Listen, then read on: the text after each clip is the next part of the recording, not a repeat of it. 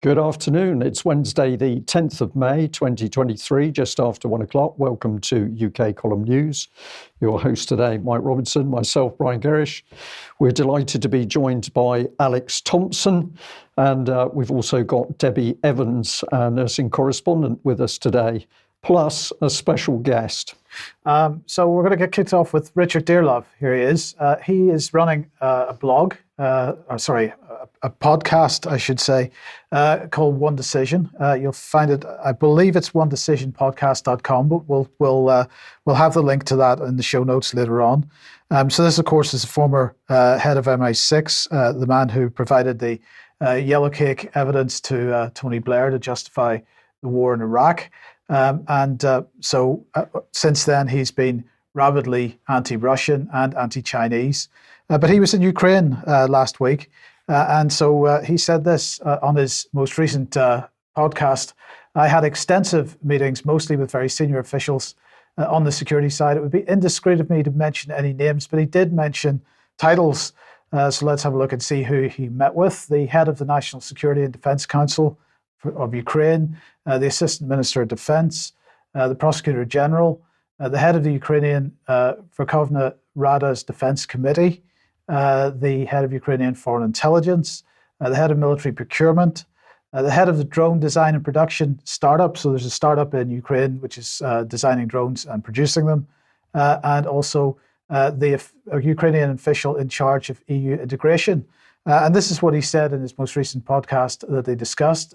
They discussed the breakup of Russia, talking about the massive stresses and strains in the Kremlin, which would be exacerbated by any Ukrainian military breakthrough. He talked about Ukraine's leaders are masters of strategic deception, that they've digitized the entire battlefield and have been particularly creative in their ability to design, produce, and deploy drones on the battlefield quickly. That Ukraine needs to have F-16 strategic fighter jets so that they can fly deep into Russian territory and attack Russian infrastructure in Russian territory. And that Ukraine should also be given a sustained supply of tanks. And I note that he's choosing Leopard 2s, German tanks, not British tanks, but anyway, but also more sophisticated infantry and weapons training, because they've lost, he acknowledged, most of their experienced military officers and infantry troops. So he couldn't deny that. He went on to say that NATO should extend long-term security guarantees to Ukraine at the upcoming NATO summit in Vilnius, Lithuania. So effectively incorporating it into NATO. He said that the One Decision podcast is followed very closely in Kiev. So that's the key points from it. This is the website, One Decision Podcast. Welcome to the One Decision Podcast. They say it's hosted by journalist Julia McFarlane and former chief of MI6, Sir Richard Dearlove. And their hit program looks at those seemingly small choices that ended up having an international impact. It's interesting that on that particular podcast, he was joined by General Sir Richard Sheriff and also, Tobias Elwood. Oh, so the full team there. Full team was there, yes, right. Indeed. So if we just put that one back on for just 1 second, Julia McFarlane, I wanted to have a look at her. So she is former ABC News in the United States, where she was foreign correspondent. Before that, she was a TV producer for BBC. But she is also one of the Forbes 30 under 30 alumni. Have you heard of the 30 under 30? I have, yeah. Yes. So this is a scheme that Forbes runs where they publish the 30 of the most up-and-coming under 30s leaders, business leaders, future leaders that are coming. So let's just remind ourselves about these types of Forbes under 30s. The 30 under 30 have collectively raised $5.3 billion in venture capital funding, says Chris Back here. But the Forbes 30 under 30 have also been arrested for frauds and scams worth over $18.5 billion. Now, I'm not suggesting that she in any way is involved in any frauds or scams, but it's just interesting that she decides to promote herself in this way under the circumstances, because, we've even got names like Sam Bankman-Fried being on this list, and others that have, effectively misrepresented their business acumen and the ability of their business to make profits in order to raise venture capital money, which then turned to dust. So, Alex, I'd be interested in your thoughts on the Dearlove visit, but also what Dearlove's doing with his podcast. The podcast name, for starters, Mike, it's almost identical to a soppy boy band from the 2000s, isn't it? It's a bit of a weird name. I have vaguely come across this McFarlane Dearlove double act in the past, and I was vaguely, dimly aware that there was such a thing as a podcast that the Kiev intelligentsia listened to get what the Ukrainians would call their temniki, their marching orders, their talking points. But Sir Richard, of course, didn't claim to be exhaustive in his listing of whom he had met by job title. The big red jumping up and down omission from that list, whom he may actually have met, would be the head of domestic intelligence. Now, people might say, well, he's former head of MI6, foreign intelligence chief is his counterpart. Yes, of course. But in many countries, and especially in Ukraine, MI6 has an extremely close relationship with the domestic security service. So that in Ukraine would be the feared SBU that has arrested people, including, of course, the foreign commentators now that have previously been arrested. He may well have spoken to them. And if so, there would be much more, rolling up of shirt sleeves. It is a bit odd, isn't it? Is he telling the British what to think about Ukraine, or the Ukrainians what to think about Britain, or the bien-pensants in both capital cities what to think about each other? Well, I mean, it seems to me, Brian, I don't know what your thoughts are, but we've had a constant stream of senior British government officials, whether that be Boris Johnson or whoever, heading over to Kiev. Chief of the defence staff. Effectively encouraging them to maintain this war. And I just wonder, is that what he was doing there? Oh, I'm sure they are desperate. They're desperate to keep it going because of, what did he mention? He mentioned the breakup of Russia. So they don't want to stop the war because they want to keep putting pressure on Russia to suffer on the battlefield and stir up internal domestic political trouble. So he said exactly what the aim is. But I've got to say, I wonder whether he in particular has been sniffing a little bit too much of the yellow cake, because to fly F-16s into Russia, I mean, what is he thinking of? This is not a realistic possibility, because what the battlefield is demonstrating is the Russians are completely dominating the airspace, principally with their surface to air missile systems, which are proving to be unbelievably effective and on a scale that the West can't compete with. And then we've got the situation at the moment where there's clear panic in the Western camp that the HIMARS are no longer working effectively, nor the American glide bomb systems, because the Russian electronic warfare is disrupting their targeting. This is clearly acknowledged. So at the moment on the battlefield, the one thing he's admitted that's correct is that the Russians are wiping out the Ukrainian military. The experienced troops are already dead, and the raw troops are dying at an increasing rate. And yet he thinks he's going to ramp up the war and do damage to Russia. I mean, is he on drugs? Is it the yellow cake that's causing the problem?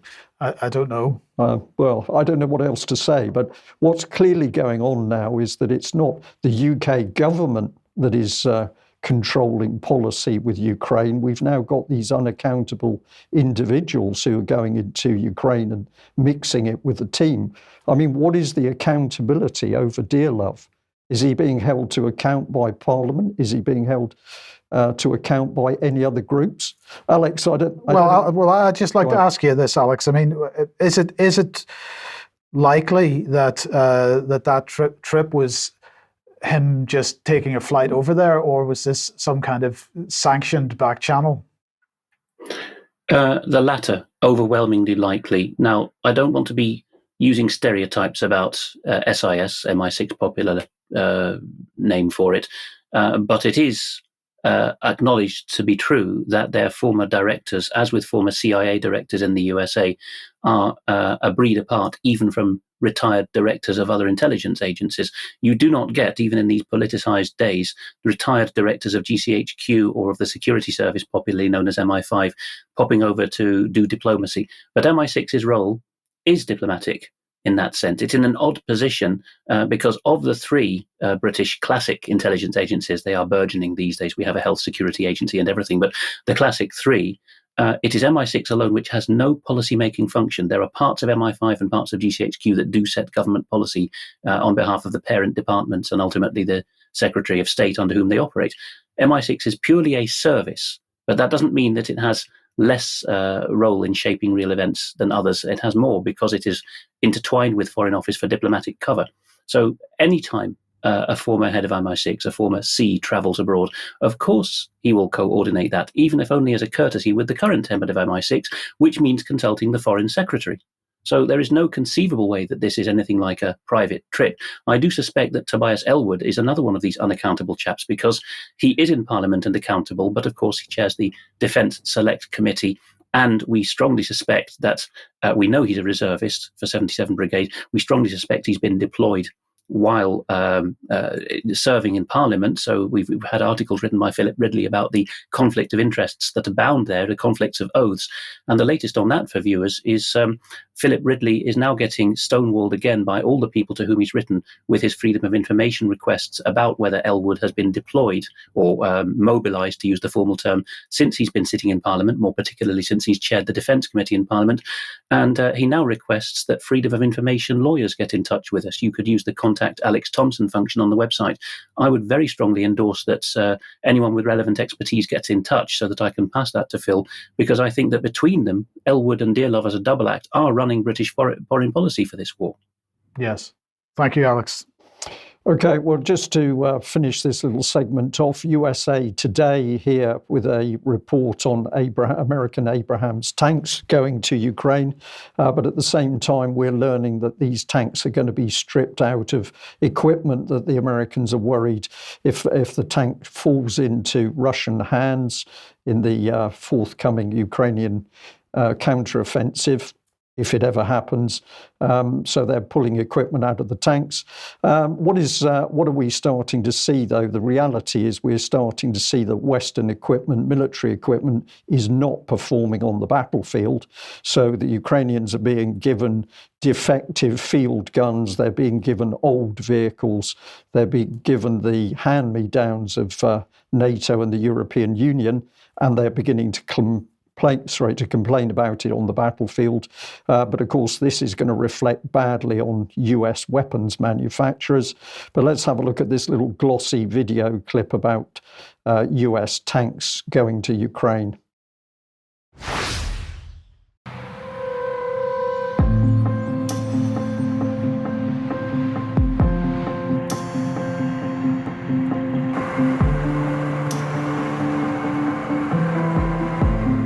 The Abrams tanks are the most capable tanks in the world. They're also extremely complex to operate and maintain. So we're also giving Ukraine the parts and equipment necessary to effectively sustain these tanks on the battlefield. We'll begin to train the Ukrainian troops on these issues of sustainment, logistics, and maintenance as soon as possible.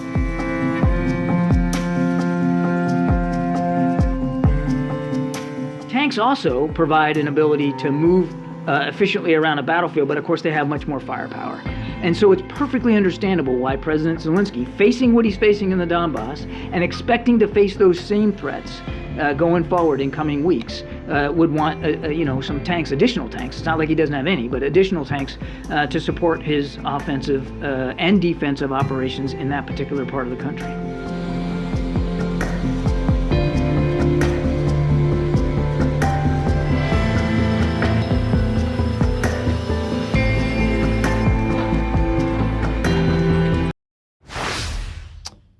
So the video came originally out of the US Department of Defense, presumably complete with the soothing music as we see the weapons of war shipped overseas. But of course, what was the line? Well, these tanks are branded as being the best in the world, and then Biden is happy to say, well, actually, we've got a few problems with them because they're very maintenance heavy. The Ukrainians are going to need additional support. And so the wheel turns. These are not the wonder weapons that are going to change the course of the war. These are the hand-me-downs from the US just to keep the war going and the Ukrainian casualties continuing so that they can keep the pressure on Russia. We'll leave that segment there, but all is not well inside the EU, Alex, partly as a result of the Russians, the fact we can now see that they're dug into their positions and they're not going anywhere soon. This has had a particular effect on the Austrian population, Brian. Now, the Austrians are neither an Eastern European nation nor a very new joiner of the EU. They joined in 1995, and of course they're still not in NATO because of their constitutional Allied imposed neutrality, which the Germans repudiated with Allied consent, but the Austrians hung on to in 1955 when they regained their full sovereignty. So they are in EU and also now in PESCO, the EU's military cooperation arrangements, but they are very disenchanted with what has happened to the purchasing power of the euro, their energy bills, etc., their trade with the East, because they used to be a listening post and a trading post for East and West. The clue's in the country name, Österreich, Eastern Empire. They used to be the easternmost outpost of Western Europe. Well, what's this led to? It's led to, even as long ago now as a year, June last year, Express in Austria was reporting that there was a hammer blow, that the word Öxit, the Austrian version of Brexit, was on the agenda because 54% of Austrians, these very, in average terms, bourgeois Central European people who like to go with the narrative, certainly in COVID, 54% were now saying that they no longer wished Europe, their country to be a member of the European Union. Quite staggering, and they particularly, according to the write-up in Express of this Eurobarometer poll, which was 1,000 people in each of the 27 member states, they particularly had problems with the blitzartig, the lightning quick way in which a well-known, fantastically corrupt country, Ukraine, suddenly, in a matter of months in early 2022, became an accession candidate for the EU. And it was the sanctions imposed upon Russia that also was the straw that broke the camel's back for many Austrians. What's new in this story? Well, yesterday was Europe Day. EU Day would be a more correct term, because I always tell Dutch officials when they say you're leaving Europe to go to Britain, I say, no, I'm staying in Europe, I'm leaving the EU. What's happened now is that Alexander van der Bellen, who is a Green Party politician and now the president, not the chancellor, but the head of state in Germany, in Austria, the federal president, has, according to the same newspaper, Express, warned Austrians on the occasion of the EU's annual Europe Day that even thinking of leaving the EU is dangerous. What could he possibly mean? Is there a threat in here? Well, the write-up says that then they cite what we just showed, the Eurobarometer, that's the Brussels-based EU polling outfit. They cited this survey, and it was, according to this write-up, now 56% of Austrians who wanted out of the EU, not 54%. So it's a larger majority than the Scottish referendum, for example, in 2014. And this is a very current issue in social media. People watching Mark Anderson will have seen in recent weeks that he has a poster displayed with a cross-party initiative to get a referendum to leave the EU. And so von der Bellen says that even the idea that we could leave the EU is dangerous. He says it might seem an innocent enough thing to do, and it might seem an attractive option, but it could go wrong very quickly. Ganz schnell nach hinten losgehen. And he says Brexit has shown how quickly things could go wrong at this Europe Gala in the Sophienseelen. Again, an implied threat, because Britain has many problems and has had since 2016, or if you count from 2020, when we definitively left the EU. But we can't say that we became a basket case overnight, economically or politically. And if to the extent we did it to ourselves. So it's a bit surprising there. And the show notes will contain the link to this as well, which is a write-up by Defackel 2.0, also known as Epimetheus, another very good Substack blog, reporting this Express coverage of President von der Bellen's speech about it. And the key bit here is a graphic, not very sharp, but pulled out by the blogger here, Epimetheus, from the Eurobarometer poll, showing that there is a massive spectrum of opinion in the EU. This is not per country, do you want to leave or not? This is not a yes/no. But the question here asked in the 27 member states was, are you optimistic or not? Are you pessimistic about the future of the EU? The optimists are the Irish Republic, massively, Denmark, and then the Balts, and Poland, of course, Sweden. And down at the other end, unsurprisingly, the Eurosceptics of the moment, Hungary, Slovakia, France, more than half are pessimistic, or not, but nearly, yes, I think it is half or just about are pessimistic, and the most pessimistic of all, the Greeks. So lots to worry the EU, I would say, in this poll. And the Fackel continues the write-up saying that the bottom line here is, here's a very striking way of thinking of what the EU actually is. It's the combination of three waves of losers. It's the countries that lost the Blitzkrieg in May 1940, France, Benelux, Denmark, Italy as a loser when it lost its Mussolini government, and Germany and Austria, which of course joined much later, as losers of the end of the Second World War. There's one particular view being stated here, a very Central European view, which is the EU is an Anglo-American plot. There's something to that, but don't underestimate the amount of European deep statery involved in setting up the EEC and guiding it. But what does De Fackel say is this mature Austrian blogging view? He says that this does not mean that the original Nazis remain with us today, but perhaps it is worth pointing out that in terms of strategy, there exists a strange kind of resemblance between the designs for Fortress Europe and the present-day incarnation of the EU. That's not just a cheap swipe there, because Austria has been almost unilaterally holding up Romania and Bulgaria's accession to Schengen, the passport free, or the passport checks, but the freedom of movement zone within the EU. Romanians still can't just come and settle at will in Schengen without paperwork, largely because Austria says we have enough of you Romanian gypsy vagabonds in Vienna already. Orban in Hungary has even as he drifts away from some of the former close allies that he had, like Poland in the Visegrad group, because he's much more pro-Russian than them, Orban has actually championed the Romanians and said this is just Austrian lies. So you can see another very grave fissure opening up in Central Europe, not just over trite issues of are you for or against Putin, but really questions of should there be freedom of movement, should we be imposing sanctions on external parties. Next door in Germany, what's been going on there? German MI5, the Verfassungsschutz, literally the Constitutional Protection Office, so that's the federal level interior security service, has finally branded the youth wing of Alternative für Deutschland, that party with a strong representation in Brussels and Strasbourg now that you've seen clips of on UK Column News, together with two more obscure organizations, the Institut für Staatspolitik and 1%. All three, it's now called Confirmed Extreme Right Endeavors, Bestrebungen, very vague language. And in the press release that announced this, bear in mind this is the youth wing of a party with parliamentary representation in the Bundestag and in Strasbourg at the European Parliament. Well, I won't read it all, but you can see how bureaucratic these sentences are, as you'd expect of a German agency. What's the meat of it's down the bottom, that the reason why Alternative für Deutschland's youth wing, Junge Alternative, is now allowed to be spied on by all means fair and foul, is that they have the wrong concept of Volk.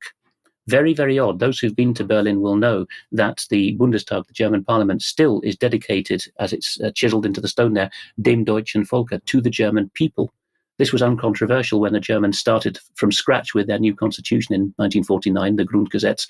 All of a sudden, after decades of Germany saying, because we are an ethnic folk, you guest workers, Gastarbeiter, will not become citizens and you can't bring your wives over and have children here and you won't learn German.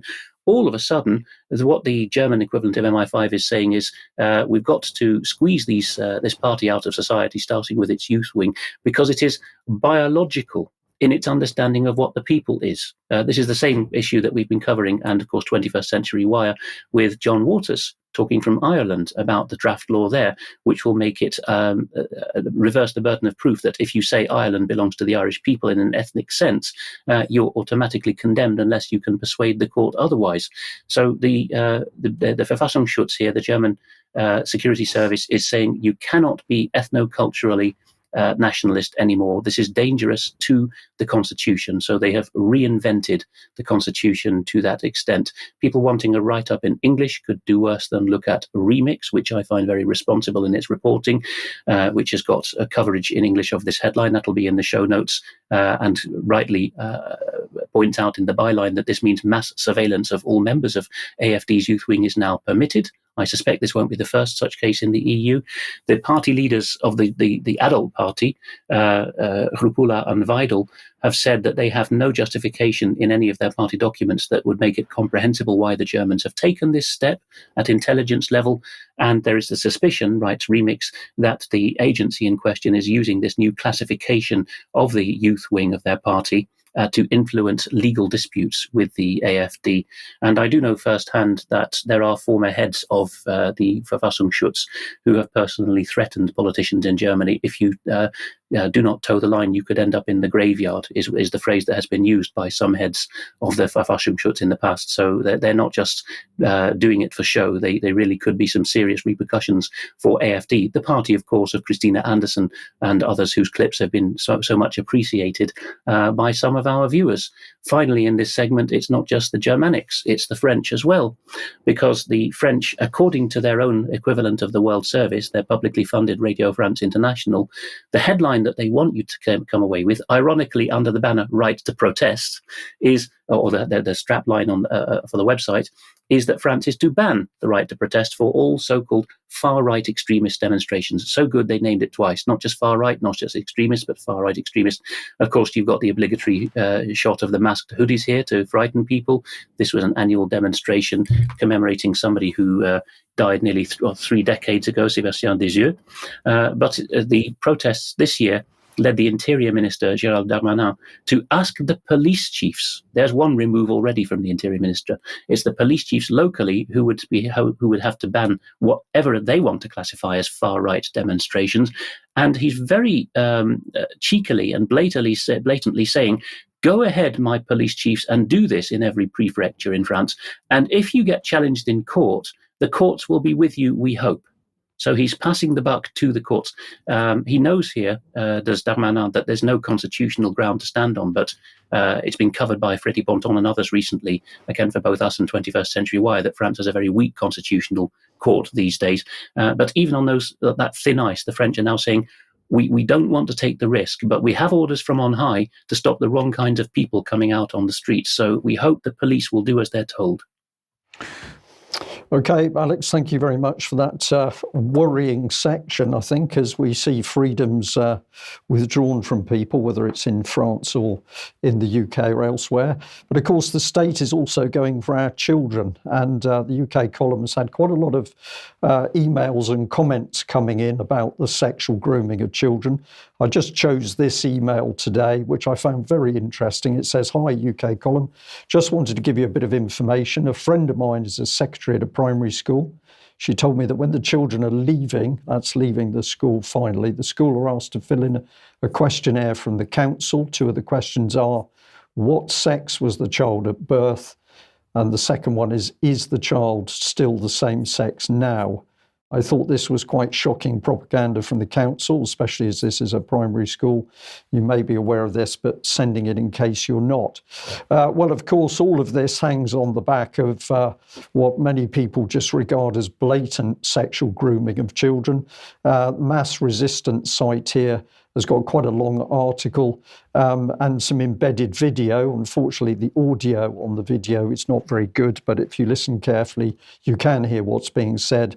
And these are parents challenging local library officials about the types of books that they're promoting as suitable for children.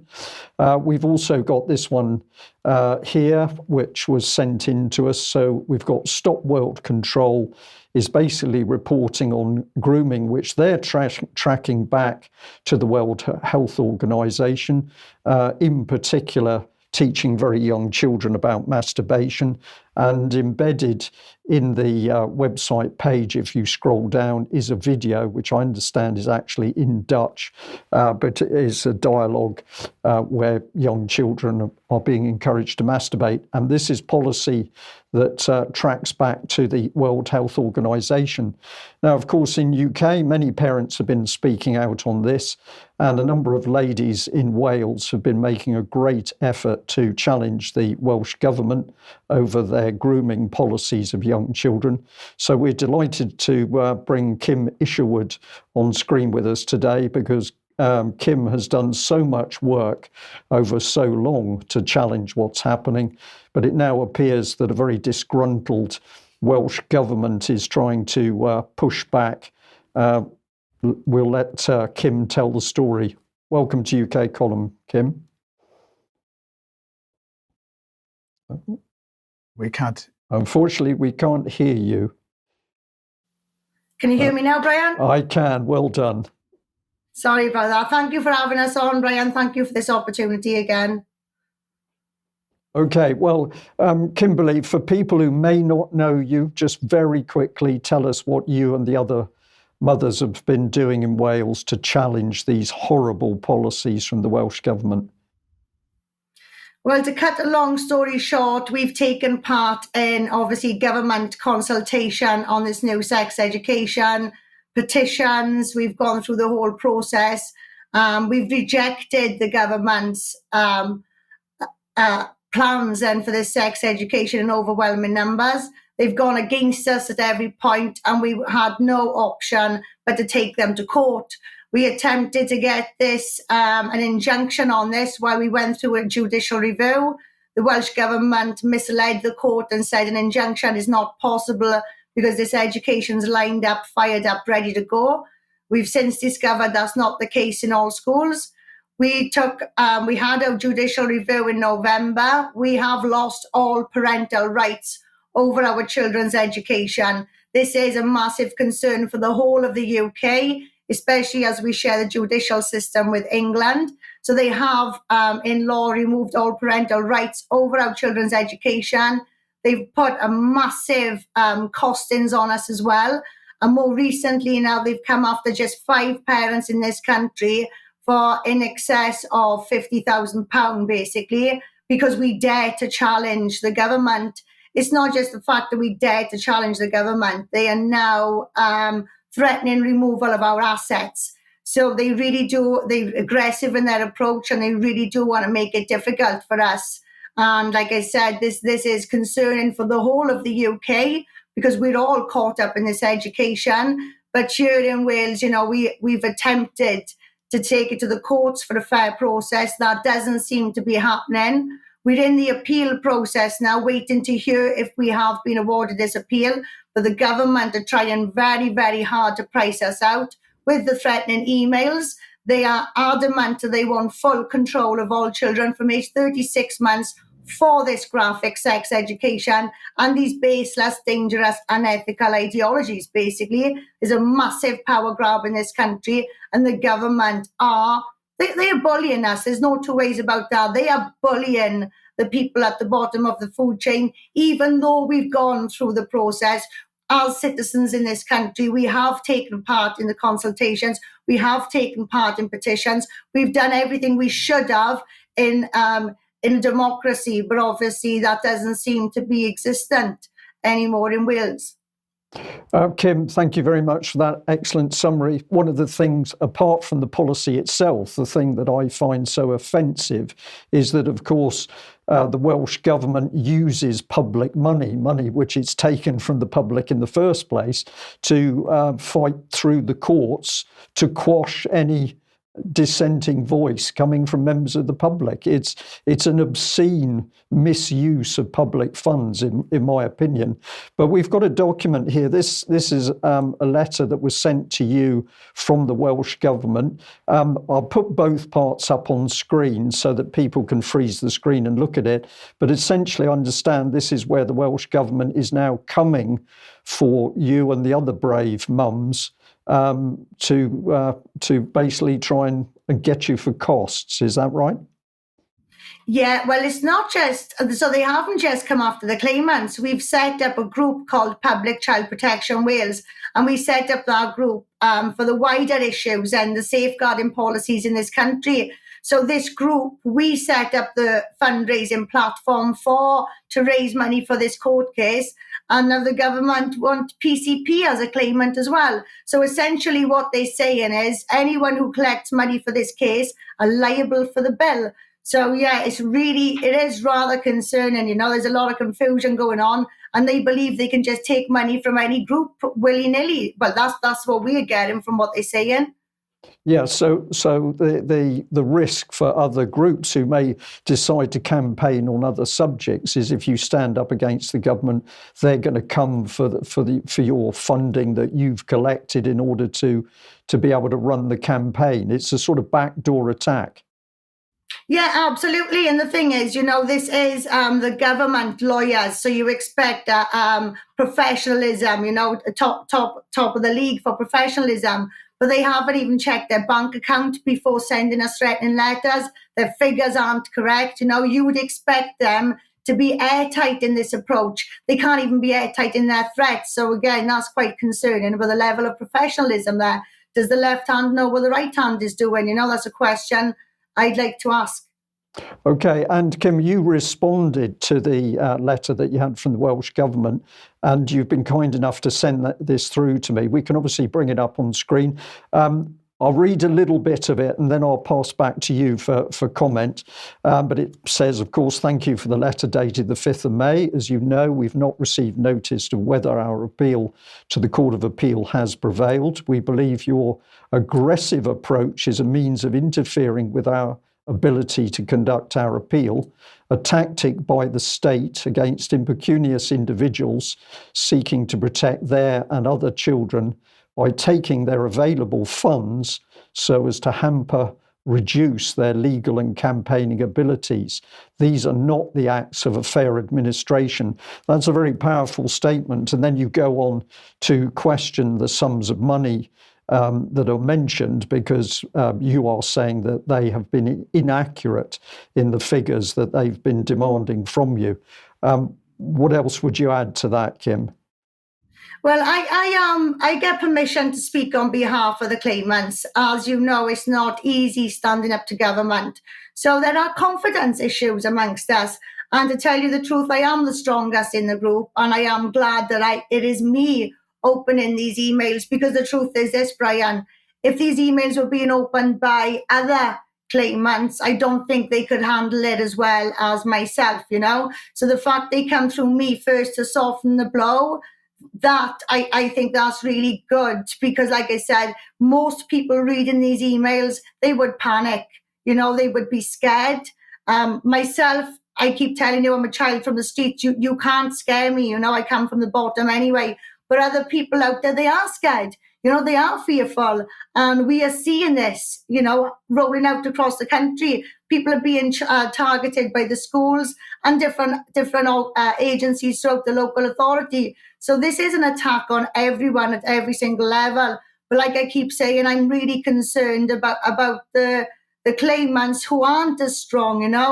These are threats. They are serious threats. And when they're threatening us with assets, we haven't got assets. This is a child protection issue. This is an educational issue. We are not suing the government because they built their wall 6 inches over our threshold. This is an issue where democracy has failed in this country. So I see this as a unique case, and I believe that the government's aggressive response as well is quite unique, and it'll be interesting to see just how this is going to play out over the next few weeks. Kim, thank you very much for that excellent summary. Now, just to make this black and white, obviously you need support from the public in every way that's possible, because this is going to affect every child in the country, every grandchild. But in financial terms, how much do you need to raise in order to deal with the attack by the Welsh Government? How much money does your group need? We initially had a target of £100,000 for the judicial review, but with the government's aggression, Brian, to be honest, we're seriously considering taking this to Strasbourg as soon as possible. So we do need a lot of money. We need to, the higher the court, the louder the message. This is for the whole of the UK. So I can't give you an exact figure right now because this is unfolding in real time. The game is changing daily, but we are looking now. We're expanding our horizons and we are looking to take this further and higher up the chain. So we will be looking for another substantial amount of money. But, what is this? This cost is nothing when you consider the implications on the children, Yes. on children's innocence. It's worth every single penny. So again, we will be looking for a substantial amount of money. Our initial target was £100,000. Okay, Kim, thank you for that. And I'm going to say to the UK column audience, I believe it's well within the power of the UK column audience to raise the sums of money that these ladies need. The figure in my head as a starting point is another 50,000. But I believe this cause is the cause we should be supporting. It's about children in this country, children, grandchildren. UK column audience could make a difference to what these ladies are doing. Yeah. Thank you, Kim. But look, we just need to say, don't send the money to us. No, absolutely. Don't send the money to us. Send it through the PCP campaign. Thank you for reminding me of this. It's a very important thing. But I'd like to say that in the past, UK column audience worldwide has demonstrated its ability to raise some pretty impressive sums of money to help people who, for example, have been imprisoned. And this is another cause where a large number of people giving a little bit could make a huge difference. Now, Kim, you're going to join us in extra time, so we'll thank you. We'll leave it there. UK column members can join us for extra time and can ask questions through the chat box if you would like. Okay, Debbie, welcome to the programme. Let's move on to health matters. Yes, thank you. Good afternoon. Well, as you know, I've been saying for a very long time, and I've been speaking to a lot of nurses for a very long time about the quality of nursing that's going on in the NHS at the moment. So my question really is who is nursing you? Do you know who is looking after you? Do you know who's looking after your relatives? Because I've been suspecting for a long time that the nurses, some of the nurses that we're seeing practicing aren't qualified. And I was grateful to Alex for sending me through this story from America. It's been issued from the Office of the Inspector General in the US Department of Health and Human Services. And it's launched Operation Nightingale, 2023 Operation Nightingale Enforcement Action. And this is an enforcement action to apprehend individuals who have been engaged in schemes to sell false and fraudulent nursing degrees.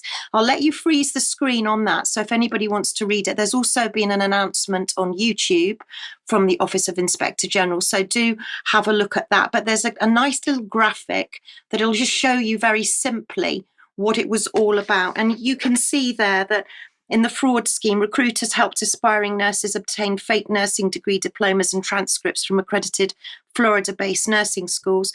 The aspiring nurses who acquired the bogus diplomas and transcripts used them to qualify for the National Nursing Board exam. Upon successful completion of the board exam, the aspiring nurses became eligible to obtain licensure in various states. Once licensed, the aspiring nurses were able to obtain employment in the healthcare field. 7,600 fake nursing diplomas and transcripts issued. 25 individuals have already been charged, and those are the states we're looking at. Now, if that wasn't as shocking enough, at the same time that Alex very kindly sent me that story over, I was also looking at a story that was released by the Daily Mail to do with nurses in the UK. And you can see here that we've got 500 NHS nurses could be struck off over fraudulent Nigerian exams. Now, this was to do with a computer-based test, a CBT, that they're meant to, nurses abroad are meant to take at home before they come to this country, and then they take a practical test once they arrive here. And that hasn't been happening. So we've had nurses that are practicing and midwives that are not qualified. So In my day, we had uniforms and labels, name badges, and often we had differences in whether there was a first-year student nurse, a qualified nurse. Now there is no differentiation. So ask yourselves, who is looking after you? And together with that, a story in the Nursing Times this week, which would suggest that nurses are now taking over advanced procedures from doctors at this London hospital. Now, because this story is behind a paywall, I'm afraid I can't see the precise procedure that's being taken over. However, I am very concerned. And after speaking to Jenna Platt and to also Fran Adams and many other nurses, we have to ask ourselves, who is looking after us? And I would also say today, it's just been announced in the Telegraph that we're looking at school leavers. Wait for this. Honestly, I couldn't believe it when I saw it today. School leavers will now be working as doctors on the wards straight from school, and it's going to be called a medical doctor apprenticeship. So you could be being looked after by a nurse without being qualified, and you could also have a school leaver that's going to be on a medical doctor apprenticeship. So that's what the NHS is going to be staffed with. So watch this space for some more on that. Okay, thank you, Debbie. We have a new announcement from the MHRA about Spikevax, which is a Moderna vaccine. This, of course, was given approval in January this year, final approval. It's now been given final authorization for children aged 6 months to 5 years. That's the latest announcement from yesterday. The vaccine has been, their words, has been authorized in this new age group after it has been found to meet our standards of safety, quality, and effectiveness with no new safety concerns identified. In reaching their decision, the MHRA's experts carefully reviewed data from an ongoing clinical trial involving 6,388 children aged 6 months to 5 years. The common side effects were in keeping with what can be anticipated from a vaccine in this age group. They don't say anything about what they would describe as uncommon side effects, but okay. They, of course, want to spread out the responsibility for this. Is for the Joint Committee on Vaccination and Immunisation to determine if the vaccine will be recommended for use in this age group as part of the UK's COVID-19 vaccination programme. This authorisation granted by the MHRA is valid in Great Britain only and was authorised via the European Commission's decision reliance route. So, Alex, I just very briefly wanted to get your thoughts on this issue of the European Commission decision reliance route, because I thought Brexit. Yes, I have never heard of a European Commission decision route for the MHRA. Was not the same, or Debbie can fill us in, but I seem to remember from editing her blogs that Debbie pointed out that the MHRA was vaunting and almost taunting the continental Europeans recently by saying we have regained full medical sovereignty. We are the decision makers, and all of a sudden, when it suits them, they can hightail it back to the EMA in Amsterdam, acting in its European Commission guise. So I wonder whether Debbie can fill us in on that. Have they, as I think they have at the MHRA, said that they have regained full medical sovereignty? Well, it's interesting, Alex and Debbie, because what they did say is that they authorised it via the European Commission's decision reliance route, but then we made an independent decision to go with it. I can feel a question coming on for the board meeting on Tuesday, the 16th of May. This Tuesday coming, this will be a question for the board meeting. But one quick thing I do want to add on that, on the Moderna, is that I've done a lot of work on Moderna and I will be sharing that with everybody soon. But what I would ask is that if you look at Moderna dosage, and I know there's a slight difference in formulations between Pfizer and Moderna, but a child's dose of Moderna is 25 micrograms of mRNA, as I believe, and Pfizer is 3 micrograms. That's a huge difference, 3 micrograms on Pfizer and 25 on Moderna. So whether that's the new dose on that new, I need to check, but a big warning out on Moderna. Any product coming down the line from Moderna, please see it with a red flag attached to it and a black triangle. Yes, okay, thanks, Debbie. And let's move on to, I believe there's COVID summits. Yes. Now, I'd like to thank Josie very much for forwarding this email on from Jocelyn, who asked me if I knew that 4 members of the European Parliament had given a press conference shortly after the third international COVID summit that took place on May the 4th at the European Parliament. So thank you very much indeed, Jocelyn, for that, because I didn't know that had taken place. There were a lot of very, very important people there, including Dr. Robert Malone and plenty of MEPs and MP. So let's just take a little look at one of the MPs. Now, I'm terribly sorry, Alex might have to help me out on this, but I'd like you to listen to the MEP Mislav Kolakusic, who's a Croatian lawyer and politician. He's an MEP. He's been speaking up against the narrative right from the get-go. He called Trudeau's COVID mandate a dictatorship of the worst kind, and he's also taken the European Medicine Agency to task. So let's have a listen to what he said. I would like shortly to warn people from upcoming danger for humanity. The World Health Organization wants all countries to sign an agreement on handing over the authority to declare a pandemic, procure vaccine and drugs. It would be healthier and safer for humanity to sign agreement with the Colombian drug cartel. They know all about the drugs for sure. During the COVID pandemic, World Health Organization only told lies about all things. It should be declared a terroristic organization, and their lives and health of billions of people it's putting in their hands. It's extremely dangerous. They lie that is a new and unknown virus, that is possible to make an effective vaccine, that the vaccine is 82% effective, that it protects against serious illness and deaths, that all, of course, were foolish and lies. Today, World Health Organization is more dangerous organization for humanity than World Economic Forum. Thank you. So he didn't mince his words then. And he was shortly followed on by Christine Anderson, who of course is the German MEP. Let's listen to what she said. How did they fail and where did they fail to get the people to just do what they were told, to comply? And they will take this to the next level. So we're talking, of course, about digital ID. It's in preparation. We're already talking about this. The Parliament circumvented itself pretty much by taking, with a large majority, a vote to not even involve Parliament. It goes directly behind closed doors to negotiate the digital ID. The next thing we will be seeing is, of course, CBCD, the digital state currency. That will be the ultimate blow to depriving us of all of our freedom and privacy. And and of course these 15-minute ghettos that I already talked about yesterday.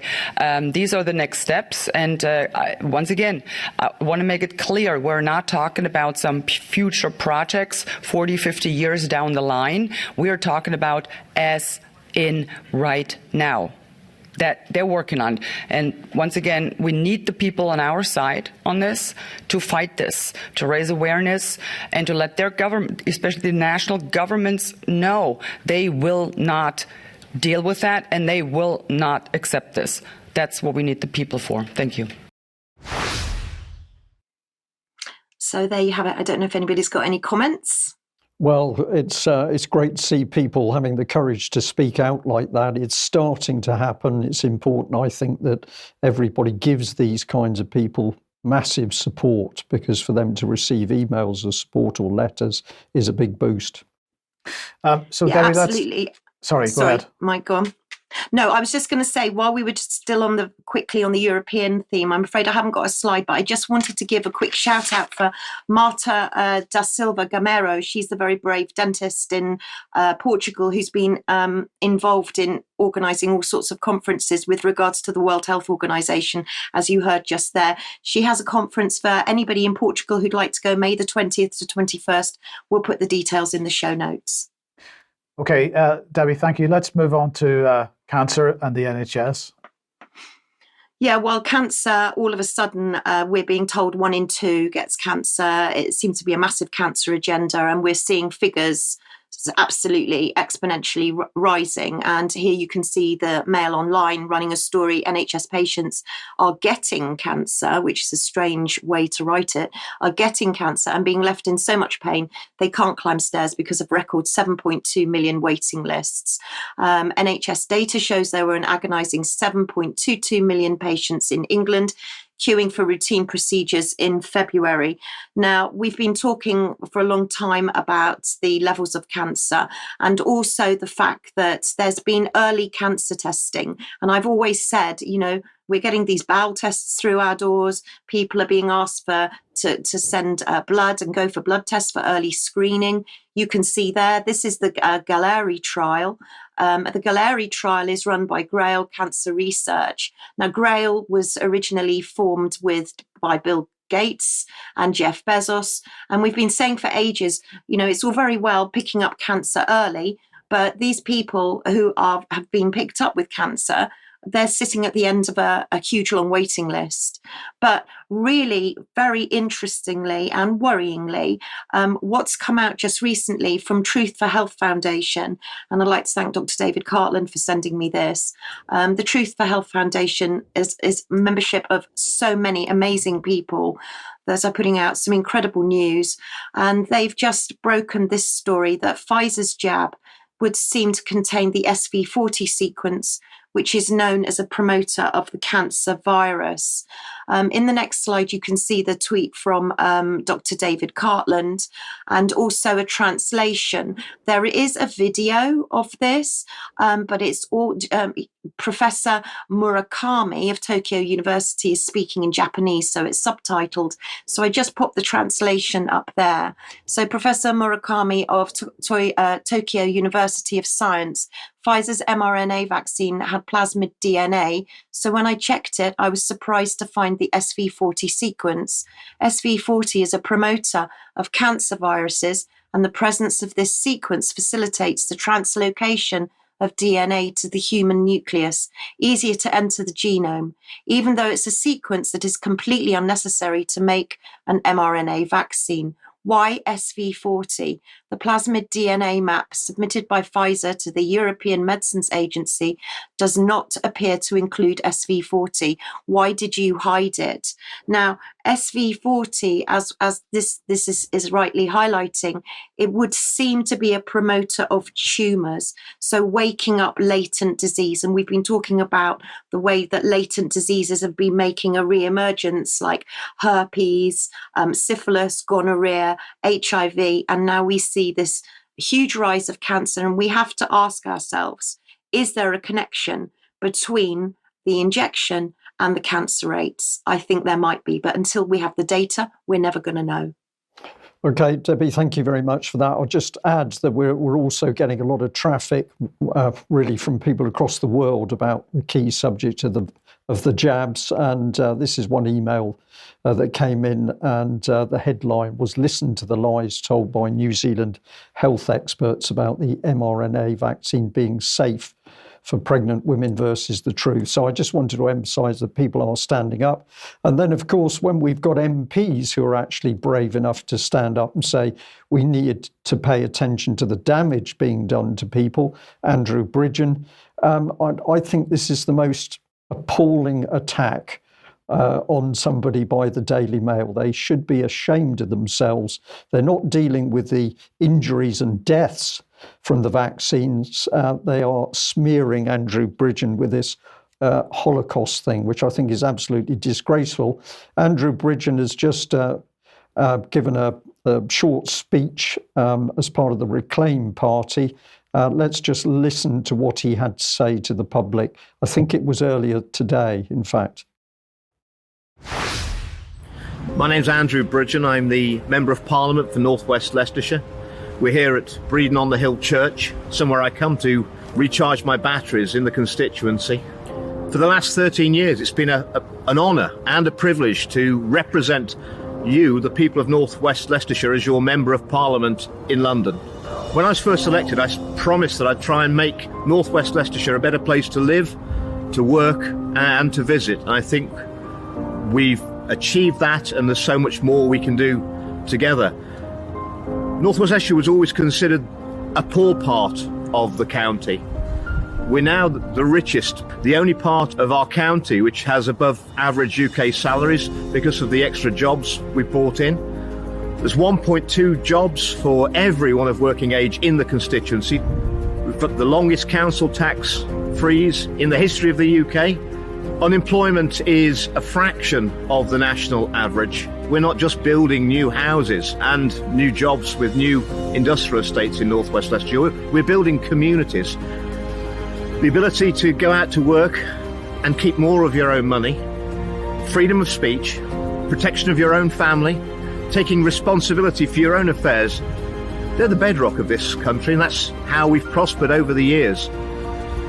There doesn't seem to be a party in Westminster that embodies those values anymore. There's a huge chasm now between our Parliament and what goes on in Westminster and the people. And that chasm is getting ever wider. We used to have a Parliament that legislated for the people. Now we have a Parliament that inflicts laws upon the people. When the people are scared of the politicians, that's tyranny. And when the politicians are scared of the people, that's democracy. That's why I've joined the Reclaim Party, because they respect free speech as the basis for every aspect of our democracy and our society. Well, a powerful ending to Andrew Bridgen's speech there, or the clip that we've taken, and we cut it at that point because he's made it black and white. We are now effectively at war with our own government, or our own government's at war with the people, and free speech is under more attacks. Well, it is indeed. So here's Ofcom's report from yesterday on GB News. So Ofcom finds GB News in breach of broadcasting rules for a second time. This, of course, is related to vaccine content. So let's see what they had to say. An Ofcom investigation today found that Mark Stein, that's yesterday, that the Mark Stein programme, which first aired on GB News on 4th of October 2022, in breach of our broadcasting rules. The programme included an interview between presenter Mark Stein and a guest, Dr. Naomi Wolf. During the interview, Naomi Wolf made serious claims about the COVID-19 vaccine, including that its rollout amounted to a premeditated crime, mass murder, and was comparable to the actions of doctors in pre-Nazi Germany. So again, they're trying to pull the Holocaust card here, effectively, to discredit Naomi Wolf. It's important to stress that in line with the right to freedom of expression, broadcasters are free to transmit programmes that include controversial and challenging views, including about COVID-19 vaccines or conspiracy theories. However, alongside this editorial freedom, the Broadcasting Code imposes a clear requirement that if such content has the potential to be harmful, undefined, the broadcaster must ensure that its audience is adequately protected. So in other words, you're free to talk about COVID-19 vaccines, you're free to talk about conspiracy theories, but if as an editorial decision, you as a broadcaster happen to agree with any comments about COVID-19 vaccines, you must nonetheless make sure that your audience understands that there's another side to the story. So let's go on. Our investigation concluded that GB News fell short of this requirement by allowing Naomi Wolf to promote a serious conspiracy theory without challenge or context, for example, through other contributions in the programme or by the presenter, who appeared to support many of her comments. There was also no scrutiny of the evidence she claimed to hold to support her claims. Now, the irony of this, of course, is that there is never any scrutiny of government evidence in support of the so-called vaccinations. There is no scrutiny in the mainstream press for the government's assertions that we need to be fighting a war in Ukraine or supporting the fighting of a war in Ukraine and so on. So that scrutiny apparently only works in one direction. Ofcom goes on to say, we found that the comments made by Naomi Wolf had the potential to impact viewers' decisions about their health and were therefore potentially harmful. Given that GB News did not take adequate steps to protect viewers from this potentially harmful content, we have found that the channel is in breach of Rule 2.1 of the Broadcasting Code. And then they ended by saying this is the second significant breach of the code recorded against GB News. And the typo, by the way, is theirs. I chose to leave it in. In light of this, we are requesting that GB News attends a meeting with Ofcom to discuss its approach to compliance. Alex, I know you were aware of this story, so I just wonder what your thoughts are. This is an approach to compliance. It's sort of, we are going to enforce the rules here, our rules. Yes, it's Kafkaesque, isn't it? It's come and give account for yourself, otherwise the gloves will come off. And, for shorter-term viewers, we saw off at UK Column a previous incarnation of this when, of course, a spin-off of what's now become Ofcom, calling itself the Association for Television on Demand, was saying we have the right to regulate you, UK Column, because you are television-like, for effectively the very same things just under a decade ago. We were too slick, we were told, and most particularly, and this would absolutely apply a decade on, we bring on experts, whether it's experts from campaigning, such as the noble Kim Isherwood with us today, or experts from academia or wherever it may be. And Naomi Wolf is in that category as a very broadly read academic who currently is writing about cultural and spiritual issues as well. So she's extremely broad-minded and well-versed. But the attitude here is you presented her to the plebs as an expert, but she's not an expert because we don't like the look of her. So don't do that again, or we'll revoke your license. Yes, yeah. And that is the risk. Yes. Anyway, okay, let's move on quickly. If you like what the UK Column does, you would like to support us, please head over to community.ukcolumn.org. There are options to help us out there. You can pick something up at the UK Column shop. But in any case, please do share material you find on the various platforms, especially ukcolumn.org. Okay, thank you for that. Well, Monday we covered before I get on to the coronation, it's in my mind. We've just got a couple of emails here. This one I liked a lot, sent to us from the depths of North Norfolk, and somebody had spotted on a local notice board, let's highlight this. So we'd got Salthouse Village Coronation Picnic, and above it was all about the UK Column. And so the email said to us, you've made it into deepest North Norfolk. So thank you very much for that. And Debbie, you've got a little advert for this conference here, May 2021. This year. Oh, yeah, thank you. I didn't realise we had a slide for it, so thank you very much for that. And yes, again, for Marta, who's you can find her interview on UK Column, but she's organising another amazing conference with some great speakers, May the 20th to 21st, and she welcomes everyone, but particularly any of our viewers that may be watching in Portugal and in Spain that would like to attend. They'd be most welcome. Okay, thank you. And also your blog, very quickly. Yeah, Bill Gates Goes Nuclear. If you want to find out more, have a look at my blog this week. Okay, thank you for that. So to get to the right point, on Monday we were talking about the coronation and we said there needs to be more discussion about this. Well, we got quite a lot of emails and comments coming in and people supporting us. They clearly want to talk about the coronation. So this was just one of the emails that came through. It said, I'm sure you'll be inundated with stuff about Saturday's events, but in view of your suggestion, you'd like to spend more time discussing the coronation. This talk by Tony Pierce will be a good resource. Now, I haven't watched this, so I'm just putting it up raw.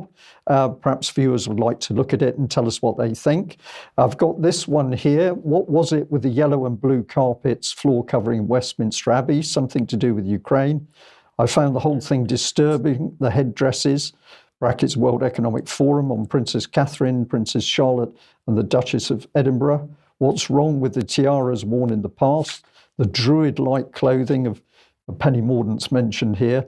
I am a POM living in Australia. I never miss your show and have persuaded several of my Australian friends to tune into you. So thank you very much for that email and your comments, which I'm sure other people will pick up on. This was sent through to us actually by David Scott earlier this morning. So it was the trumpet, King Charles' coronation. What a missed opportunity. I just decided to put a header in here because Monday I was struggling to describe how I felt about the coronation. I know it was dripping with hypocrisy, but I think that actually what I was watching was a counterfeit coronation.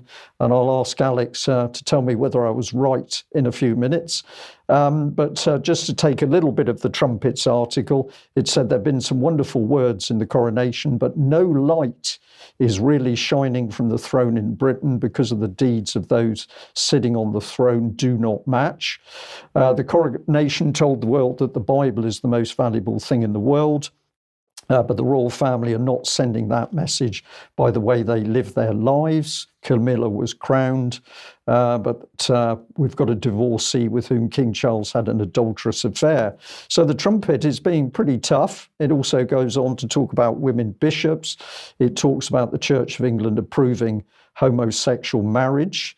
And it also mentions the fact that African members are splitting with the Anglican Communion as they don't like the teachings of the new church. And then it goes on to remind people that after the big event, there was a pop concert, Windsor Castle's first pop concert. And so the point being made is we've got these pop stars who are clearly not Christian or of that mind in any shape or form, but they're being drawn into more events with the royal family. I didn't know Kermit the Frog had sent congratulations. I think that's totally appropriate. Well, okay, thank you for that. I couldn't resist this. Having criticised the Daily Mail, they have had some good photographs of the event. Just horrible. These are the right honourable people, the people that we're told we should be honouring. Because they're so upstanding and honest and trustworthy, and just really makes me laugh. I thought this picture was particularly vile. Of course, Boris there with what is this man? He's still a 16-year-old schoolboy as far as I'm concerned. But just the look of these people, despicable. Cameron there as well, but also papers picking up on the fact that Rishi Sunak read from the Bible. I found this interesting because if he's a fully believing Hindu, can he possibly believe what's in the Bible? So it seemed to me to be undermining the service itself, but also undermining the Hindu faith. Let's just look at the little video clip here, which shows Sunak in action. Who is the image of the invisible God, the firstborn of every creature. For by him were all things created, that are in heaven and that are in earth, visible and invisible, whether they be thrones or dominions or principalities or powers. All things were created by him and for him, and he is before all things, and by him all things consist. This is the word of the Lord. Thanks be to God. Well, there you have it. I'm going to pass it over to you at this point, Alex. We've still got some very good material, and Debi is keen to take us on a trip through the high street. But I know you've got some interesting stuff here to do with the coronation. What do you think? Let's start with Rishi Sunak. His reading of the passage from the Epistle of Paul to the Colossians was superior in diction, grammatical understanding, intonation, and sincerity to that of, for example, Dr. Sarah Mullally, Bishop of London, who fluffed the grammar audibly in her reading from Luke's Gospel, making a stress on, and there was presented to him the book of the prophet Isaiah, as if there was a demonstrative there. This, of course, is mainly due to Rishi Sunak having been first at Stroud and then head boy at Winchester, which I have no hesitation in saying is our finest public school of all, certainly for that kind of thing. So like so many other Asian and African boys who come to the leading British boarding schools, he can do a jolly convincing act of reading from the Christian scriptures, because the head boy, for example, in most of these public schools reads at least once a year, if not termly, in chapel to the full chapel, and they really get educated in it. I don't think that we can say that Rishi Sunak here personally believes that passage, because it's a very striking one. It goes to the heart of Christian theology, particularly Christology, because Paul is writing here to pull up the Colossian Christians by the bootstraps and say, you're not honoring Christ enough. He's the center of all creation. How could this possibly be transferred to a believing Hindu? Of course, Mr. Sunak swore his parliamentary oath on the Bhagavad Gita. His parents are Punjabis from the large wave that came to Africa. Not reconcilable. And if you're a universalist kind of Hindu, you could try to equate Christ, as some do, with either Rama, Krishna, or Vishnu, which, take your choice. There will be problems anyway. There are, at the other end of the scale, Hindutva type Hindus, fundamentalists. I don't think Mr. Sunak has ever flaunted, with that or flirted with that wing of Hinduism. I think, like so many that I rub shoulders with at rugby, he sees it as much of a muchness and thinks that there's some kind of divine light coming out of whatever religion and scriptures you swear on. But this is the worst passage of all to try to venture that game on, because it is the distinctiveness of Christ. It even it causes a shibboleth between the mainline Christian denominations, what he read in that passage from Colossians, and some of the other fringe movements of Christianity that don't accept all that's said in that passage. So rather questionable. And of course, being a professional Bible translator, my attention went to the Bible that was presented by the moderator of the Church of Scotland, embossed with the current year on it, red leather, I think it was. And the first question that shot to my mind is, what translation was that? Charles is a stickler for the Book of Common Prayer and, in biblical terms, the King James or Authorized Version. I don't know what translation that was. Debbie's shaking her head in the background. She perhaps has read that it wasn't the King James. Perhaps that would be down to the modernizer, the Archbishop of Canterbury. Again, he's denied his roots because he was 20 years before me at Cambridge Intercollegiate Christian Union. It was very, very evangelical and biblically strong in his day, even in mine in the 90s. I've got the archive of recordings. I know what he was listening to as a student. He knows what the church believes about Colossians 1. He knows that Sunak can't read it in good faith. So let's cycle back to your first question. Was it a counterfeit coronation? Not in the wording. They went absolutely by the book. I was so relieved that they did not mess with the coronation oath. It was pretty close to the statutory text from 1688. Charles read it with complete sincerity and panache, all the forms that he was given from the 1688 wording. What else can we say about the coronation oath? There was no inveigling of statutory law into the coronation oath, which people were alarmed about in the last few days. So it was done by the book. The insincerity, as you hinted, Brian, came from the attendees and the personal lack of belief by all those attending. Sunak is simply the most visible because he is from a Hindu family. But that doesn't exonerate the others who claim to be cradle Anglicans. They, of course, are more than Mr. Sunak, who's faithful in his marriage. They are the usual bunch of adulterers and liars and thieves and things that you can't accuse Mr. Sunak of being. Thank you, Alex. We will have to do more on this, because as we drill into it, it gets more and more interesting. But very quickly, take us through your additional slides here.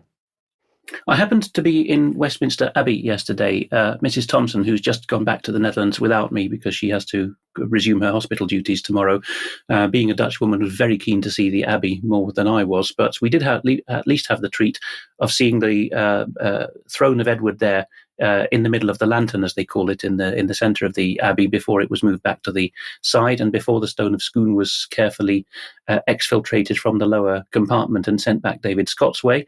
So the interesting part here was that one of the chaps making sure that nobody makes off with the stone of Scone, doing the bag searches, greeted me with a handshake and said, "UK column. I don't miss an episode." So there you are. The gentlemen guarding the treasures of state include some who watch UK column. Here in something that many who visited the Abbey will recognise is part of a wrought iron Old Testament gatework, just showing the first 3 commandments of the 10 Commandments, not even the whole of the first table. And this came to mind because during the homage, or just after the homage, towards the end of the coronation service, the king was sung to by a solo singer who enthusiastically belted at him, follow the commandments, I think it was, or honor the commandments, one of those verbs, but certainly obey the commandments was the gist of it. And I find myself thinking, yes, especially number 7, thou shalt not commit adultery. So again, Mr. Sunak's not the worst culprit in insincerity. And just particularly for David, for Debi, I took a shot of this towards the top end of the Abbey, the east end. There is a window commemorating the philanthropists, or if you prefer, philanthropaths, the Sackler family. Well-known pharmaceutical barons who've got their own window at the top there. Oh, yes, I have a bit more in my segment, which I'll go straight on to as we're short of time. Canada is once again showing that it is ahead of the pack in the Commonwealth in secularising what's going on with the Crown. So the National Post has a comment by John Ivison, carrying on from what we said last week about the Canadian Parliament assenting to changes to which would have removed the title Defender of the Faith from Charles in right of his realm of Canada. Likewise, the St Edward's Cross that has been part of the Royal Coat of Arms since Elizabeth's reign will be replaced by a non-cross crown on the coat of arms. So there's comment here which people can read by pausing. An author, Christopher McCreary, says that what's been cooked up in secret, we don't have images of the new federal Canadian coat of arms yet, but the crown on it supposedly means that there is no connection to the king or to the coronation. I did walk past Canada House on Trafalgar Square yesterday, and they had a big exhibition up about Charles's reign over Canada, but I didn't see any new coat of arms there. He says it's equivalent to a new national flag being raised on Canada's National Day, Canada Day, with no consultation or debate. This isn't just heraldry here. This indicates that the Crown is a very, very complex issue, particularly in the realms of Canada and Australia, because they have made efforts 40 years ago to patriate their constitution. And every time I mention this issue, Canadian and Australian viewers say, you're wrong about this or that, because the experts and the dissidents are not one in and of themselves. What we can, I think, observe by this point is there are attempts in both Ottawa and Canberra to say, we are the Crown, we tell Charles what to do, and he's just by the by. And the final bit of that article there says that such changes would require the approval of the monarch, and they're referring here to a previous one with a Latin motto in the 90s under Pierre Trudeau. But King Charles would have had little option but to say yes. He's strong-armed by the Privy Council in right of Canada, it says, and the Governor-General. So that's interesting. And let's go to the Five Eyes. Just 30 seconds on this one, please, Alex. Very well. The Five Eyes realm, which doesn't have a patriation of its constitution, is New Zealand. And Bryce Edwards, an academic at the University of Wellington, was writing at the time of the demise of the Queen, September last year, and said New Zealand will not become a republic despite the current Prime Minister, Chris Hipkins's avowed republicanism and the groundswell, because they have treaties to negotiate. And again, far too involved to go through now. They're quoting a former Foreign Secretary of New Zealand, Don McKinnon, saying that the Maori would actually hold it up. Because unlike Canada and Australia, where there were shortcomings in making treaties with the native people, New Zealand came into being as a treaty organisation. Waitangi was a treaty between the Crown and the Maori to share the land. So here again, because New Zealand has never repatriated anything, it's all in Westminster and there's no codification there, we're going to see through the prism of New Zealand, I think, in this reign, exactly where the power of the Crown resides. Hint, it's the Cabinet Office, as far as I can tell. Yeah, okay. Thank you very much for that. Okay, Debbie, let's just finish with the High Street. Well, that actually, gentlemen, I know you're running short of time, and if you want to hang on to that until next week, that's perfectly fine. And let's you want do me to zip through? Yeah. Okay, well, I've been looking at the High Street, and I just think we've been talking a lot about 15-minute cities and 20-minute neighbourhoods, but actually, right under our noses, we've got some serious issues going on in the High Street. So I'm just going to flip through some slides very quickly, so freeze them. But you'll see M&Co are to close 43 stores by the end of April. And then if you just literally flip through them, you can see John Lewis, they're going to ditch 50% of their sales retail space. Marks and Spencer's there. They're closing so many stores, and on that particular day there was 2. B&M closing more stores. So we're not just talking High Street, we're talking retail parks too.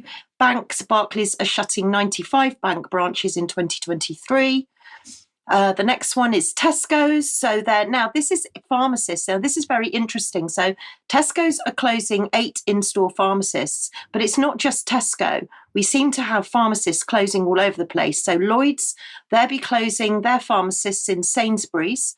So we're going to have no pharmacists there. And we're going to get scores of pharmacies closing all over England. Now, they've been talking about community pharmacists, as we know, but clearly we can see that the pharmacist is going to disappear from the High Street. Well, and the High Street is going to... Sorry, Mike, go on. Sorry, I was just going to say this is very strange because the government has just pushed out this little video on Twitter, well, it was yesterday. And of course, we were talking about this on Monday's programme. because they're funding these new phone systems and digital chat systems, online messaging tools for GPs.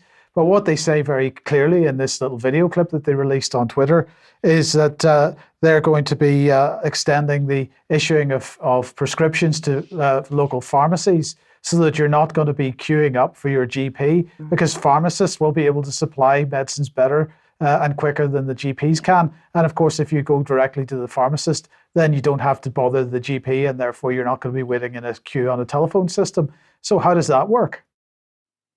Well, clearly it doesn't. And they've been saying for ages now. In fact, people have been saying that during lockdown, that everybody was going to their local pharmacist because there was simply nowhere else to go. And pharmacists are actually complaining, and they're saying, we're not trained to do this. We don't know the patient's medical records, but now apparently they're going to get access to medical records. Pharmacists aren't liking it. So it's not going to work. And we're all going to have to rely on pharmacies going to go online. And meanwhile, we've got the NHS are just going to open up all these hubs on our high street. So these one-stop diagnostic hubs. So we haven't got to go very far. This is what I mean. It's all happening around us. And if you look at the Public Health England, who've got a Healthy High Street document, I won't go through it. I'll just freeze the screen. But you can see there, they're talking about green and blue infrastructure, traffic calming, street furniture, crime prevention and security. This is Public Health England. This is fusing health on the high street. And you can see the NHS Confederation, they're in it up to their necks as well, because this is a really big agenda. The high street is going to turn into your health hub. And going on to London, especially, we've got Transport for London and Sadiq Khan there saying, my vision to create healthy streets aims to reduce traffic pollution and noise, create more attractive, accessible and people-friendly streets where everyone can enjoy spending time and being physically active, and ultimately to improve people's health. So right in front of our eyes, we can see the 15-minute cities, the 20-minute neighbourhoods are pretty much already on us. Brilliant. Excellent. Debbie, thank you very much for that. We've never got enough time these days to do the news. We're going to end with this image, which we have to ask a question. Here's the lady. She's wearing a striking T-shirt with a raised clenched fist and a Soviet-style red star behind it. On the arm it says anti-monarchy, anti-Britain, anti-wealth, eco-zealot, Marxist. Now, I don't know whether this lady is wearing a T-shirt because she believes in it or she's mocking what it's saying, so we'll leave the audience to decide that. But of course, what we do know is that, of course, our country and our society, our communities, our history being taken apart deliberately from the inside. So perhaps this lady is onto something if we treat her from the nice side. We've got to end there. We're going to say thank you very much to all our viewers and listeners wherever you are in the world. Thank you very much to everybody that donates to the UK column or is part of the team through subscription. We can only do what we do with your financial help. So Alex, Kim, Debbie, thank you very much for joining us. We'll leave it there. Bye-bye. Bye-bye.